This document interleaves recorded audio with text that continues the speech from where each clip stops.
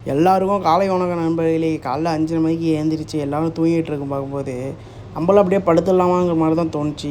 படுத்தா வேலைக்கு ஆவரா தம்பி அப்படின்னு சொல்லிட்டு பூஸ்ட்டாக கிளம்பி வந்து ஷூ சாக்ஸ்லாம் தேடி காலில் மாட்டிக்கிட்டு நம்ம எப்பொழுதும் ரன்னிங் ஓடுற இடத்துக்கு வந்துட்டேன் நண்பர்களே.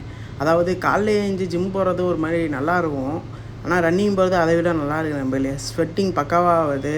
அந்த ஸ்வெட்டிங் வெளில வந்ததுக்கப்புறம் நம்மளும் அப்படியே ஃப்ரெஷ்ஷாக ஆயிடும், மைண்ட் ஃப்ரெஷ்ஷாக ஆயிடுது. அப்புறம் என்ன நண்பர்களே, போன இடத்துல போய்ட்டு ரன்னிங்கை பக்காவாக முடிச்சுட்டு அடுத்து அச்சைட்டு ஒரு கட்டை போட்டு அந்த இடம் சரியான பிளேஸாக இருந்துச்சு நண்பர்களே. 3 சிட்டிங் செட் இருந்துச்சு, அதிலே உட்காந்துட்டு கொஞ்சம் நேரம் ரிலாக்ஸ் பண்ணலான்னு ஃபஸ்ட்டு அச்சைட்டு ஒரு கட்டினா பக்காவாக முடிச்சிட்டேன் நண்பர்களே. சரிட்டு முடிச்சுட்டு கீழே உட்காரலான்னு போனேன், பின்னாடி அந்தோதியாக போகிறாப்புல வில்லுன்னு போகிறாப்புல. இதில் நண்பர்களே ஃபஸ்ட்டு கிளாஸ் ஏசியில் நம்ம ஒரு நாள் போகிறோம், அதுக்கு நம்ம நல்லா சம்பாதிக்கணும், பார்ப்போம் எப்படின்ட்டு.